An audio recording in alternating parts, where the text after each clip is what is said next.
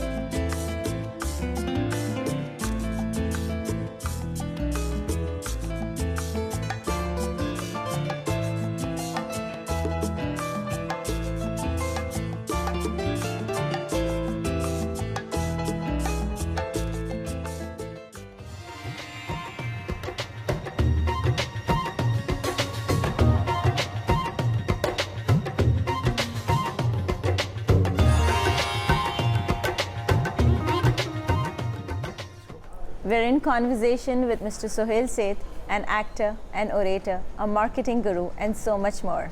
Let's find out from the man himself. Welcome to our show, sir. Thank you. Could we start from the beginning, from your childhood? Did you always want to be, when did you know you wanted to be who you are today? Well, I was born and raised in Calcutta, which was the capital of colonial India at one stage. A huge emphasis in Calcutta is on the arts and culture. Right. It is a city which imbibes grace and elegance. There's more discussion, there's more debate. It's actually the city of the argumentative Indian, which Amartya Sen wrote a book about. Right. So we were encouraged to do 3 or 4 things. Number one, we were always encouraged to debate, discuss, disagree without being disagreeable. The arts were a very important part of our lives, whether it was theatre, elocution, the arts in terms of visiting museums, in terms of discussing poetry. So you grew up in a milieu which bred culture, grace, elegance, and most importantly, the spirit of letters. Wow. It was a city which encouraged people not to talk about how much money they had, but how much knowledge they possessed. The descriptor of a man's achievement in Calcutta was, or a woman's achievement was, about how he or she approached the virtues of life rather than the car or the house which they lived in or drove. So it was a very different kind of upbringing. There was a lot of stress on academia, there was a lot of stress on, as I said, on finding a purpose without being inelegant. Wow. So that led you to doing your literature, I believe. That's Yes. what you did. So I did my graduation and my post-graduation in English literature. And a lot of people ask me, what job will you do after that? In those days, a stenographer's job was all that you could get. But there was advertising. Advertising in those days was far more civil than it is today. It was, again, a profession where you held your own. It was a creative profession, so that was good in itself. So obviously, the environment helps function and create a kind of a virtuous planet on which you exist. Right. And I think that's what gave us the kind of fillip that it did. Right. So you moved on to, you did your literature, and then you realized that you're super good with marketing as well.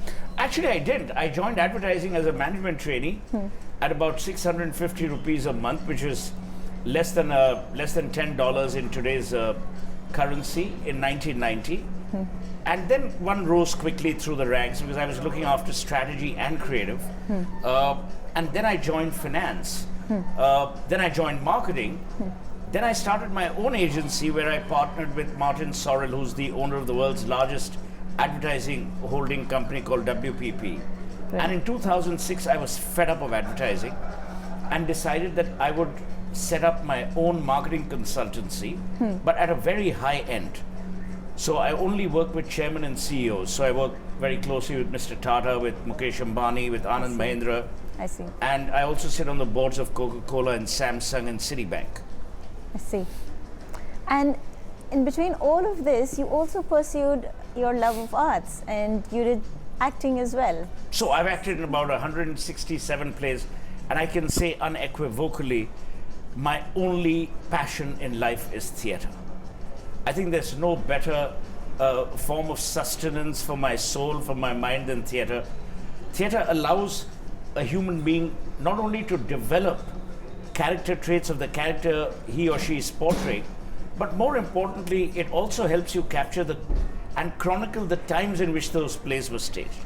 Right. So for instance, if you're discussing Julius Caesar and you're seeing it through William Shakespeare's eyes, but you're also looking at the England that Elizabeth I ruled over. And by that logic, if you're doing any of his comedies, or if you're doing, let's say, Dario Fo's plays, or if you're doing Brecht, or if you're doing Samuel Beckett, it's not only about the characters you portray, but it also gives you an insight into the way people led their lives. Right. Look at what Arthur Miller does in The Crucible, Right. or Tennessee Williams in A Cat on a Hot Tin Roof. So I've always believed that theatre, to my mind, is unarguably amongst the greatest forms of cultural nirvana and cultural sustenance. Wow, what I hear from you seems like from every character that you've played, you've learned something. Absolutely. His values. In fact, Al Pacino played Shylock in 3 theatrical versions of Merchant of Venice. And I happened to meet him at a dinner in New York, and he invited me to one of them. And I have to say, Al Pacino is unarguably one of the finest actors of our time, but he's a method actor. He went to the Lee Strasberg Institute of Theatre. Now, he defined and opened a world of Shylock, which I had never imagined. And I'd done 3 versions of Shylock. So, you're always living and learning. And also, as you mature, as you grow older, a lot of the experiences that you and I pick up in our daily lives find their ways into the way we develop the character for the kind of plays that we're taking part in. So true. So true. And then you've also done a little bit of in conversations with Nicole Kidman and so many other. How did that happen? Was it something that you actively pursued, or was something that was asked of you and you thought, why not? So even to this day, I read about 4 to 6 books a week. I believe, so the Nicole Kidman thing happened because the Hindustan Times owner, Shobna Bhartiya, asked me if I'd be in conversation with her, and I said gladly. Right. And it was a conversation. It wasn't an interview. I wasn't asking her pokey, pesky questions. The idea was to get under the person's skin, to recognize the human being behind the facade of the actor. You and I will know the films she's done, but we don't know what her purpose in life is. We don't know what she believes about family, about philanthropy, about the environment, what she believes about the role of cinema in evolving and emerging societies. So I think that gave me a perspective, and not just me, the 7,000 people who were there and the millions who watched it on television. Similarly with Chris Martin of Coldplay. Right. Now, one of the aspects which is not known about Chris Martin is how every concert of his has a certain amount devoted to philanthropy. Now, these things we don't know if we Google people and go there and then say, oh, we want to ask you the same 10 questions that have been asked of you across the world.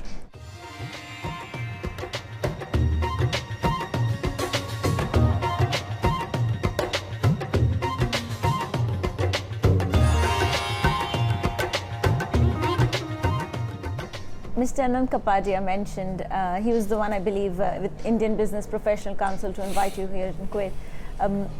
Could you tell us a little bit about that? What was your reason to accept this invitation to come to Kuwait, and what are you here for tonight? So across the world, I'm invited to speak on two things. One is general marketing, and the other is on Brand India. And I'm a great believer that since I'm not a politician, I'm not a spiritual guru, I must convince audiences and tell them in my usual blunt, frank way where and what I see Brand India's potential.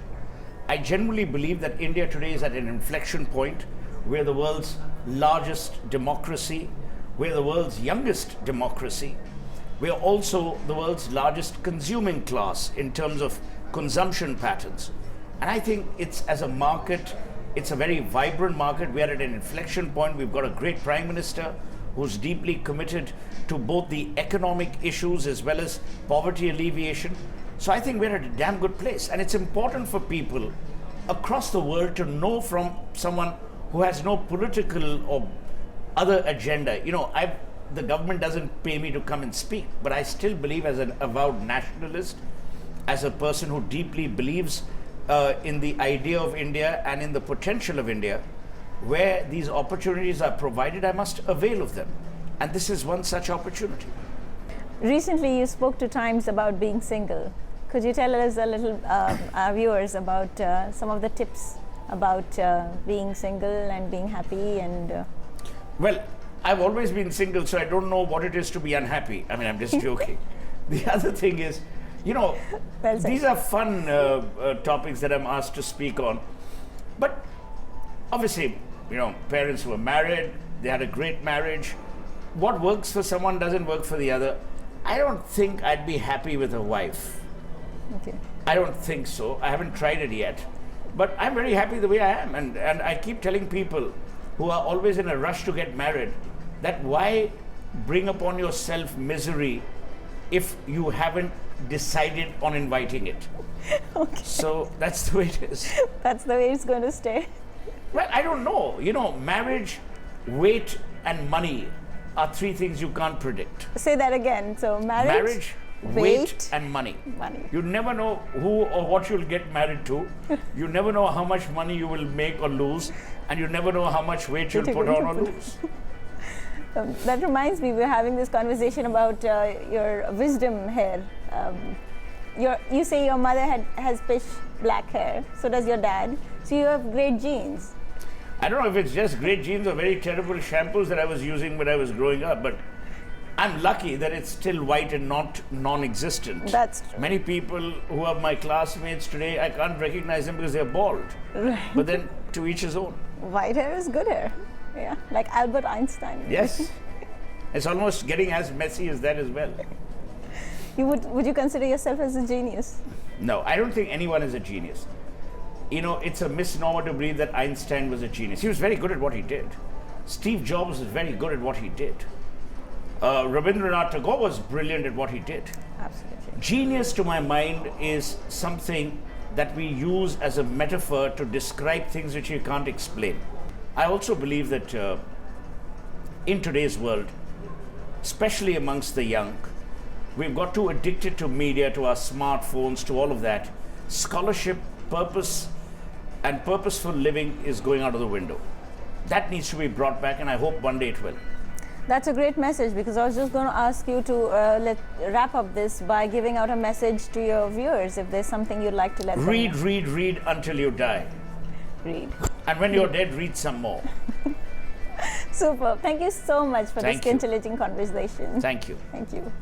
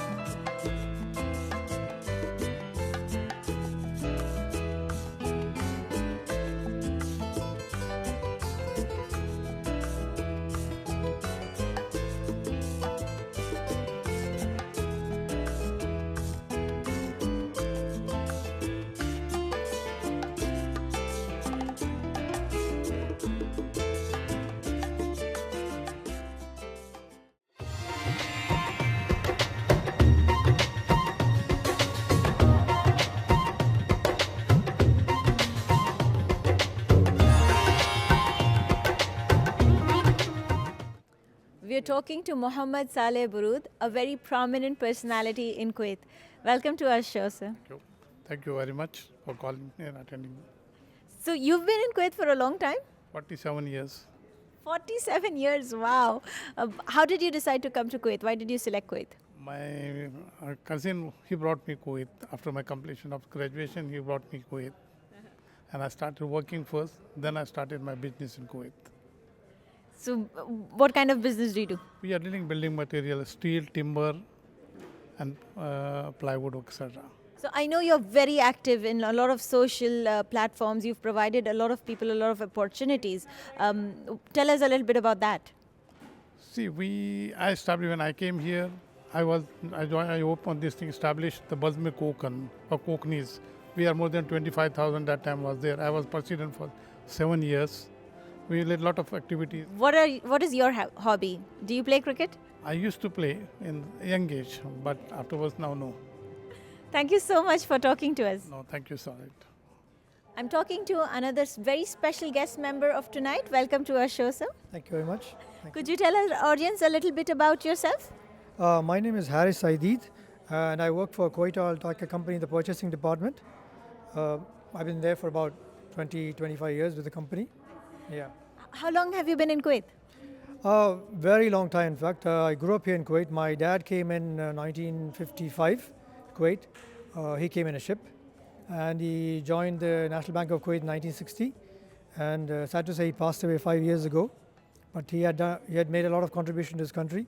He was very happy, and he brought us all up because of the Kuwait. We're grateful to Kuwait for their support in bringing us up. Yeah. So looks like you enjoy being in Kuwait. Yes, very much so. It's like my country, actually. Yeah. Any message for the Indian Business Professional Council?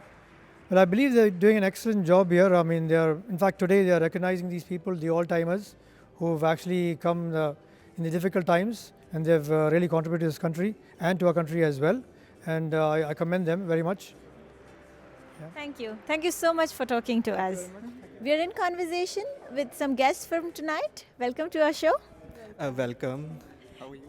I'm good. Thank you so much. You know, you're the first person who asked me that this evening. Doing great. Nice to see you. Same here. Could you tell us a little bit about yourself? Okay, my name is Vinod Kumar Sharma, and I come here as a guest, so I'm working in Almelam Group of Company. Almelam is basically a leading business partner in tire, lubricant, and glass, and various kinds of things. So we are invited, and we come here to see what is going inside. So what is your main purpose behind accepting this invitation? What do you anticipate is going to happen tonight? Actually, we are looking for some good companies emerging, like few companies like IMC, KGL, how they are performing, their opportunity of this year 2017, how they will work. So it will also give some experience to me, and we will share this experience to our customers, which will benefit for our growth. That's great. How about you, ma'am? What's your name? My name is Shweta. Actually, I'm his wife. So I'm here to have a fun, actually.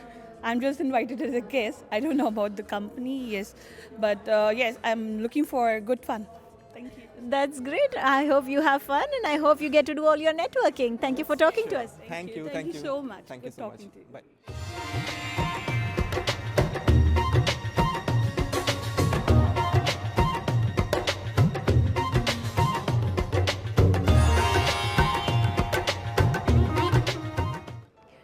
We're in conversation with a person who needs no introduction. I'm going to tell you two words and you'll know who I'm talking about. Mughal Mahal. Welcome to our show. Thank you so much having me over, and good luck to you. Thank you.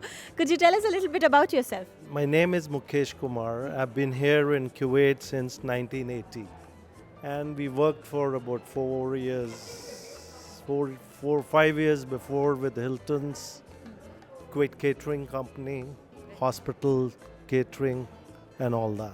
When did you know that you wanted to open a restaurant? As a child, or did the dream come later in life?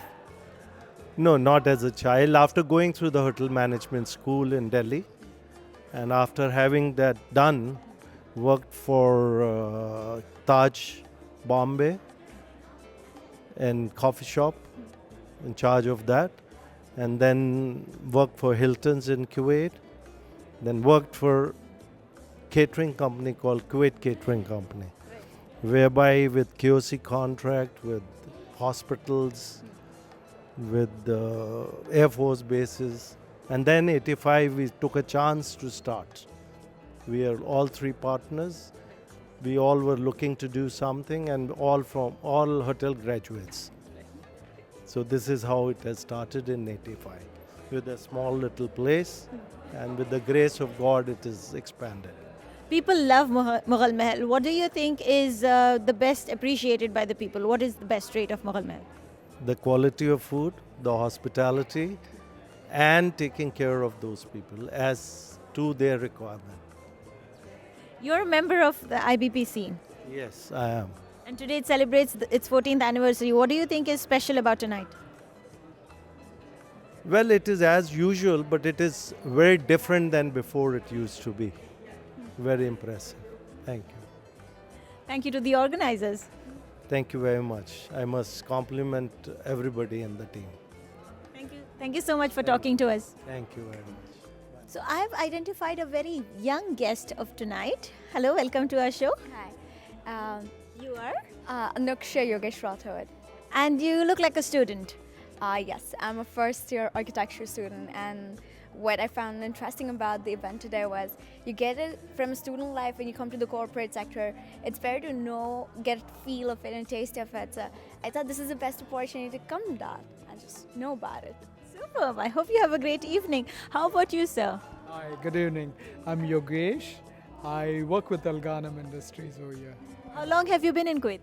I've been here for 4 years. I said this is my fourth country in GCC. Yes, that's right, yeah. What are you looking forward to tonight?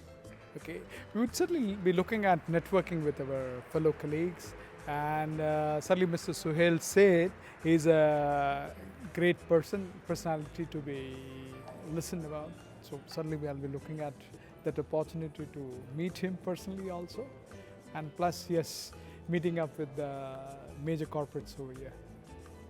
Thank you for talking to us. Happy networking. We have with us an enterprising member of the Indian Business Professional Council. Let's talk to the man himself. Welcome to our show. Yeah, thank you very much. Thank you for having me. Could you tell us a little bit about yourself to our viewers? Yeah, hi, my name is Sunit Arora, and I have been here in Kuwait for last 37 years. And I love Kuwait, and I'm here with my family. Yeah, that's. I work with the Nexus Financial Services. I'm the general manager there, and we are one of the largest group in Middle East and Singapore. And yeah, that's. You look like you enjoy what you do. Yeah, I love that. I love my job, and yes, we are in investments and insurance field, and I have been one of the prominent member of my group. I've been a senior guy, and also I've enjoyed having a leadership role with the US body, which is MDRT, $1 Million Roundtable. Yeah, I have been the chairman for this region. What do you think is the most precious commodity of your company? commodity. We basically are in services, and we do the insurance part, we do the investment part, we do the financial planning. So we call ourselves financial planners, and we help people, achieve their dreams. That's what I can say. Yeah. Why do you think your company is so successful? Nexus Financial Group, we were known as Zurich before, and we are very successful because we believe in the ethos, we believe in the importance of giving a good service, and our standards are very high. We hire people at a very high point where people are qualified, and we give them further training and education. We support education a lot. It's all from CII UK. Yeah. Interesting. So you invest in your people. Yeah, we do invest in our people. We do invest our resources, our time, money, and everything. Yeah. What do you expect from tonight? Tonight is lovely. We are 14th year of having Indian Business and Professional Council. When I joined 12 years back, we were known as Indian Business Council, but we have promoted ourselves to Indian Business and Professional Council, and because that's, I think, is the way it should be. Yeah. You want to include professionals as well. Definitely, they are part of. It's not only business, but the professionals carry a very strong base and foundation for the relationship and services, and I believe that's a good thing to do. Yeah. I'm sure the professionals of Kuwait and the businessmen of Kuwait, thank you for providing them this platform. Thank you so much and have a great evening. Yeah, thank you so much. Thank you for having me here. Thank you so much. We're in conversation with a person who's done his doctorates in finance. Welcome to our show. Thank you, madam. Thank you very much. Has given this great opportunity. What do you do here in Kuwait? Actually, I am working as a senior finance analyst in Al Shaya group of companies. I did PhD in finance and MCOM and MBA also. I am also serving as a Secretary General in FEMA, Federation of Indian Muslim Associations. Yes. What does that do? Actually, FEMA is a Federation of Indian Muslim Associations. We have a representation from Kashmir to Kanyakumari. We have 17 state associations under this umbrella. We are serving, it's building the bridge in between India and Kuwait. Wow. Is that why you got invited to the IPBC dinner today? Because that is what they do too, between Kuwait and India, Exactly. That's why they invited here Indian Business and Professional Councils. They are doing the wonderful job. It's bridging the gap in between India and Kuwait, especially for the economic, as well as the relationship, as well as the financial, as well as the economical sector. The association you spoke of, FEMA, the Kashmir to Kanyakumari. Tell us a little bit more about that. This is, this FEMA, Federation of Indian Muslim Association. This is the umbrella association in Kuwait for all Indian associations. Actually, this is, this is a very important task is FEMA for the main objective of our community to fulfilling their needs in Kuwait, especially people they are working in the very deserved sector. For the people, they are most of the people in transport sector. They are working in the home as a driver. They have a lot of problems coming up to us. We are welcoming their problem, and we put forward in the embassy as well as their sponsors. After that, things getting done. Wow, that's a great social service that you do for people, and I'm sure so many people require this kind of service, right? Yes, madam. Yes, exactly. This is a very important task because of the people are facing many problems. This is the it's a backbone of our community. This is a task. Yeah. Great. Thank you so much for talking to us, and may you have every success in doing what you do, helping people around. So, and may God give you back 100-fold. Thank you, madam. Thank you very much. Thank you. We hope you've enjoyed this episode of Second Home, where we've covered the Indian Business Professional Council's 14th anniversary. Next week, we'll come back to you with more. So stay tuned. Until then, from the team of Second Home, Ma Salama.